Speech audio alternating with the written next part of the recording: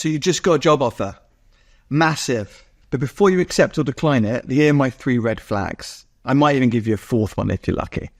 And I was speaking to someone the other day about this as well. So this could save you a huge amount of time because you don't want to make a bad decision.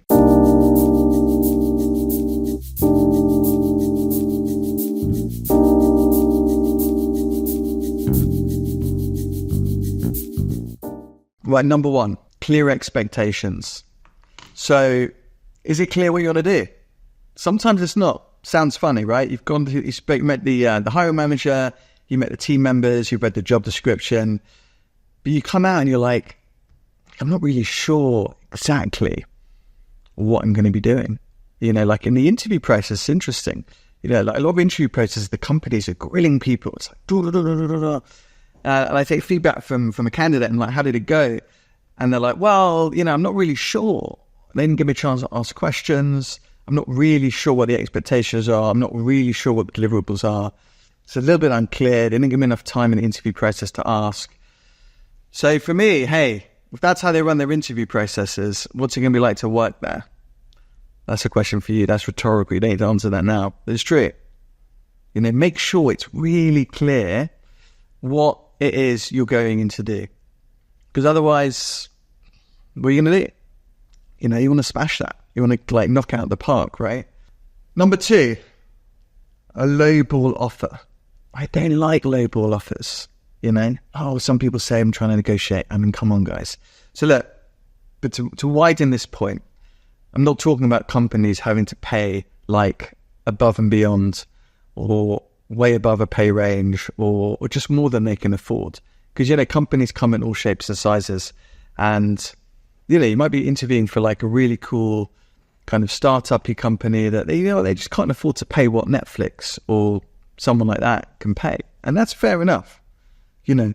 So I think for me, I want to see a company being open and honest, communicating what they can pay up front, along with all the other things that might go with that. You know, whether it's like flexible hours and straight work from home or whatever else you might be getting, like shares, things, I don't know, whatever it is, but there's a lot of things that go into a package.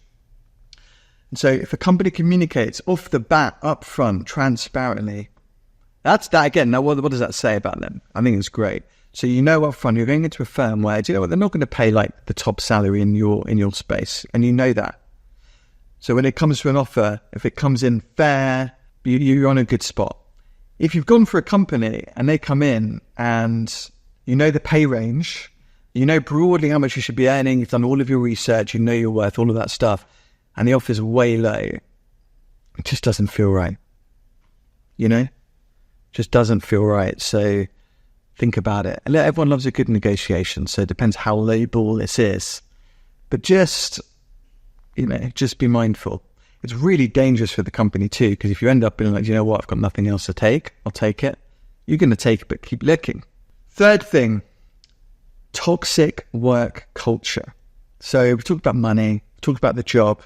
Obviously, both are really important. But the reason, this is cliche, I know, but the reason people leave jobs is about the people, not the company, and so forth. And it's true, right? You want to work with awesome people. So you want to make sure you're wandering into a firm where the culture's like, oh my God, people are there for each other. People care about each other. They're there for me. You know, I'm a part of something, not just a participant. They're the things you want.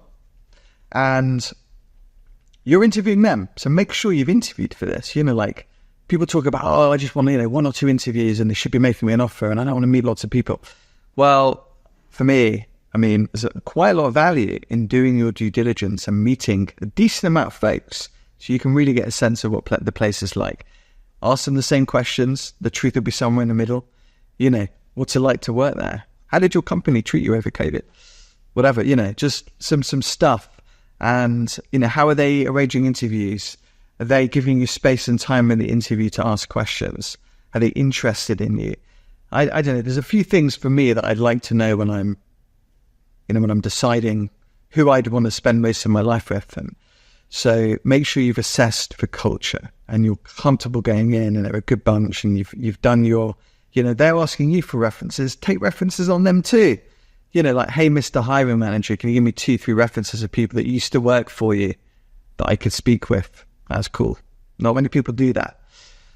But anyway, even if you're not comfortable doing that, go online, jump on, speak with people that you on LinkedIn that you've seen, they've worked there, what's it like, whatever. Just do some due diligence, do some research, because, you want it to work out, and culture is a big one. So that's important. Number fourth red flag for me, I think there's a lot of stuff for me that goes into work. We've spoken about 3. We've spoken about the content of the job. We've spoken about the pay. And we've also spoken about culture. 3 big things. I think the other thing for me is I want to be working with people who are supporting me. It's a little bit linked to culture, but for me it's important. So again, make sure that your experience during the interview process was really good, and it feels right. And that's not a red flag. There's still a bit of bonus material there. So, but maybe the last thing for me, this is a thing. If you go in there, coffee's got to be great, So go in, see them, make sure the coffee's good, and those biscuits in the meeting rooms, again, make sure they're on point as well. Anyway, we jest. But those three top things are really important for me. I know economics plays a part in this, right? So there's a part of you that's like really wants to get a job if you're out of work. But if you're in work and you're in a perfectly good job, there's got to be some serious reasons why you want to make move. And that will be like the job and the progression and stuff, pay, whatever, energy, time, all those things that go into that, and then culture. And if you've done all that, and it's like, yes, accept that job. Enjoy. Love it.